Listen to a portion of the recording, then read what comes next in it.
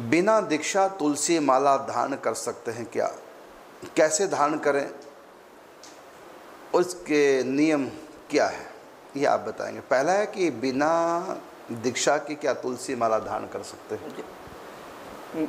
तुलसी माला धारण करने की जो विधि है वो सबसे प्रमाणित विधि यही है जो दीक्षा के समय गुरु उनको धारण कराते हैं। जो पंच संस्कार होते हैं दीक्षा के समय, उसमें एक संस्कार कंठी धारण कराना भी होता है। दीक्षा को ये भी कहते हैं, संत लोग बोलते हैं कि आप किससे कंठी लिए हैं। हाँ, हमारे ब्रज में तो ये नहीं कहते दीक्षा किससे ली, बल्कि कहते हैं कंठी किससे ली। कंठी किससे, माने कंठी लेने का सीधा सीधा मतलब दीक्षा लेना, दीक्षा ही होता है।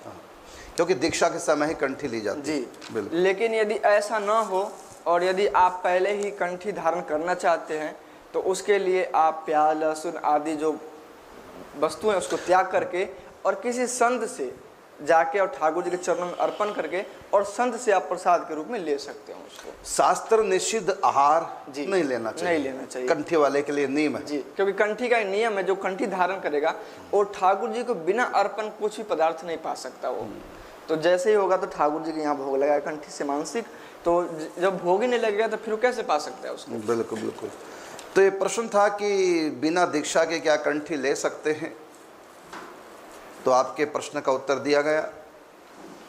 ले तो इसका किस प्रकार से ले और नियम क्या है ये बताया गया। नियम तो ये है कि बिना भोग लगाए कुछ भी ग्रहण नहीं करना, और शास्त्र निषिद्ध आहार का भोग नहीं लगता कंठी को।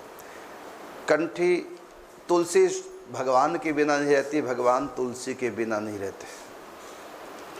तो तुलसी में भगवत निवास है, भगवान को भोग लगाए। वैसे तो अमनिया साधक को कभी खाना नहीं चाहिए, ठाकुर जी को भोग लगे मंदिर में तभी ग्रहण करें। लेकिन यदि भोग लगा आपके पास नहीं, अमनिया आ गया है जो भोग लगा नहीं है, तो प्रथम ग्रास कुछ भी आप ले रहे हैं शास्त्र विहित आहार, तो पहले कंठी के पास ले जाएं, भोग लगाएं मानसिक ठाकुर जी को, उसके बाद आप ग्रहण करें। तो ये इसका नियम है। और उसका पूर्ण नियम तो शास्त्र के ये है कि पारंपरिक वैष्णव संत से ही हमको कंठी लेनी चाहिए। लेकिन जब तक ऐसा संयोग नहीं बना, दीक्षा का संयोग नहीं बना, तब तक आप ऐसा भी कर सकते हैं, कंठी को ठाकुर जी को पहना दो, प्रसादी रूप में आप अपने कंठ में धारण कर सकते हैं। लेकिन वो गुरु प्रदत्त कंठी नहीं मानी जाएगी, वो सांप्रदायिक कंठी नहीं मानी जाएगी।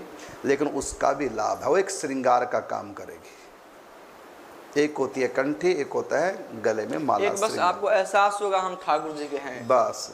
तो क्योंकि पद्म पुराण में भी, स्कंद पुराण में भी, कई पुराणों में इसकी चर्चा ये है कि हम कंठी के अलावा भी श्रृंगार तुलसी का धारण कर सकते हैं, बाजू में, कलाई में, और यहाँ दंड पर और गले में हम श्रृंगार, कानों में भी श्रृंगार तुलसी का धारण कर सकते हैं। इसमें जय बिना गुरु के, बिना दीक्षा के भी हम श्रृंगार तुलसी जी का धारण कर सकते हैं। लेकिन प्रसादी रूप में गुरु प्रदत्त जो होती है वो सांप्रदायिक कंठी कहलाती है। लेकिन आप यदि अपनी मर्जी से बाजार से खरीद के धारण करना चाहते हैं तो कंठी नहीं मानी जाएगी, उसको श्रृंगार कहेंगे। इसका भी महत्व शास्त्र में लिखा है, इसकी भी महिमा है। बाकी वो कंठी नहीं मानी जाएगी। लेकिन आप अपनी तरफ से पहनना चाहो, श्रृंगार करना चाहो, तो पहले ठाकुर जी को धारण कराओ, फिर प्रसादी रूप में आप अपने कंठ में धारण करा सकते हैं बिना गुरु के भी। लेकिन मैं फिर कहना चाहूँगा वो श्रृंगार है, उसकी भी महिमा, लेकिन वो कंठी नहीं मानी जाएगी।